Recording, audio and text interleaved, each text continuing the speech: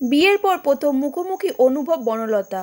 কি ঝড় আসতে চলেছে চারজনের জীবনে তা জানতে হলে আজকের ভিডিওটা তোমাদের পুরোটাই দেখতে হবে। তো হ্যালো বন্ধুরা, আমি Sayantika, welcome back to my channel TV বিনোদন বাংলা। বাংলা বিনোদন জগতে নানা রকম আপডেট পেতে আমার এই চ্যানেলটাকে সাবস্ক্রাইব করে রেখো। কোণে দেখা আলো ধারাবাহিকটিকে প্রথমে লাপাতা লেডি সিনেমার মতন মনে হলেও ধীরে ধীরে বোঝা যায় এই ধারাবাহিকের গল্প অনেকটাই আলাদা।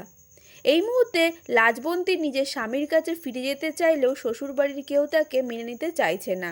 অন্যদিকে বাড়ি থেকেও লাজুকে জোর করছে অনুভবের সঙ্গেই থাকতে বলছে, যা একেবারে মেনে নিতে চাইছে না লাজু।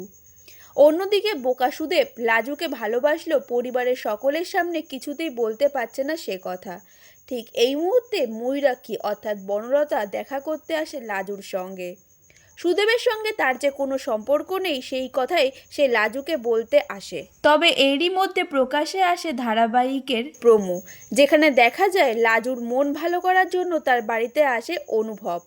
অন্যদিকে সেখানে আগে থেকেই উপস্থিত ছিল বনলতা এবং সুদেব। বনলতার সঙ্গে পরিচয় করানোর জন্য অনুভবকে ডেকে আনে লাজু। অনুভবকে দেখেই চমকে যায় বনলতা। মুখ ফসকে স্বামীর নাম বলে ফেলে সে।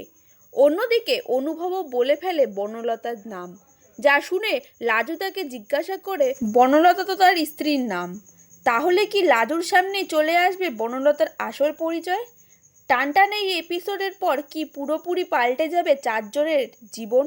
সম্পর্কে টানাপোড়েনে কোথায় এনে দাঁড়াবে চারজনের জীবন, তা জানতে হলে তোমাদের অবশ্যই চোখ রাখতে হবে জি বাংলায় কোণে দেখা আলো ধারাবাহিকে। তো বন্ধুরা, কোণে দেখা আলো ধারাবাহিকটি তোমাদের কেমন লাগে আর চারজনের মধ্যে কার অভিনয় তোমাদের বেশি ভালো লাগে তা অবশ্যই কমেন্টে জানিও। আর বাংলা ধারাবাহিকে সবার আগে খবর পেতে আমার এই চ্যানেলটাকে সাবস্ক্রাইব করে রেখো। আজকের মতন এইটুকু, দেখা হচ্ছে নেক্সট কোনো ভিডিওতে।